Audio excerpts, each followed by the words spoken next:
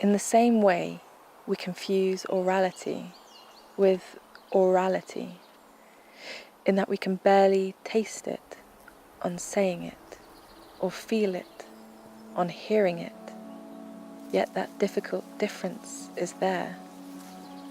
So the moss listens, so the tree listens, so the soil listens.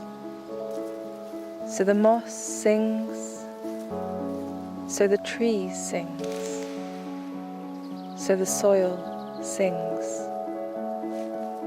So the wood is an oracle who tells us the poem. So the wood is an oracle who hears us the poem. So the wood would have one word for both. I'm Holly Caulfield-Carr, and I'm Poet in Residence at Tyntesfield as part of the National Trust's National Public Programme, Women in Power, which is celebrating the centenary of partial women's suffrage.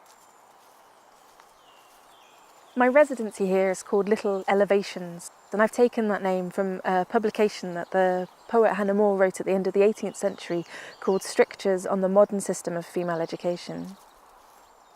The poet Hannah More would walk and advise on the planting here with her fiancé William Turner, who was the owner of Belmont, the Belmont estate, which this plantation used to be part of. And it was also here that she wrote some of her earliest poems. I made a book of 15 poems, which are studies of 15 specimens that I found in the plantation.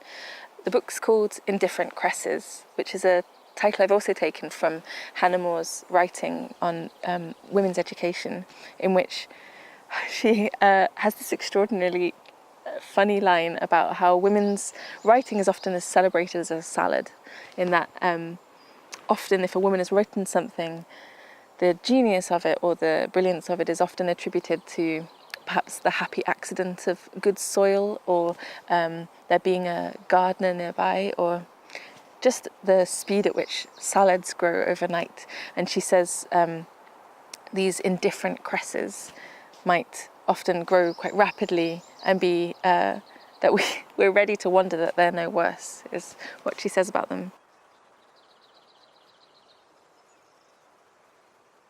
Its invitation to the reader is that I want the reader to also make that space for themselves, whether that's exploring a woodland or writing their own poems. The form of Indifferent Cresses is based on the collection of Victorian herbaria in the Tyntesfield Library, and a herbarium is an album of pressed botanical specimens. Really early in the residency, actually, I started looking for things that I might be able to press. And I was thinking a lot about being alone in this space as a woman. That focused in, for me, on a particular pressing. I think it was one of the first ones I did, which still kind of haunts me. I was looking for a wood ear, and I found one almost immediately.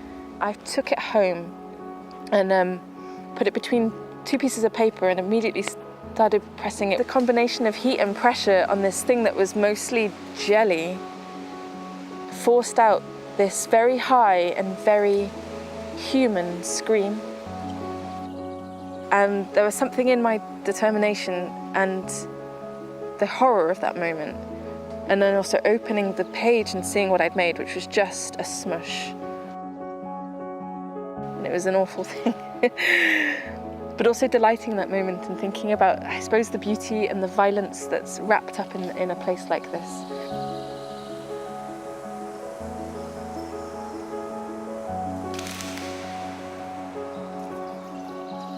Part of why I think the Women in Power programme is highly relevant is because it's still something that affects women's lives, but also the opportunities women have to write and to publish their work, and particularly the credit women are given for that work.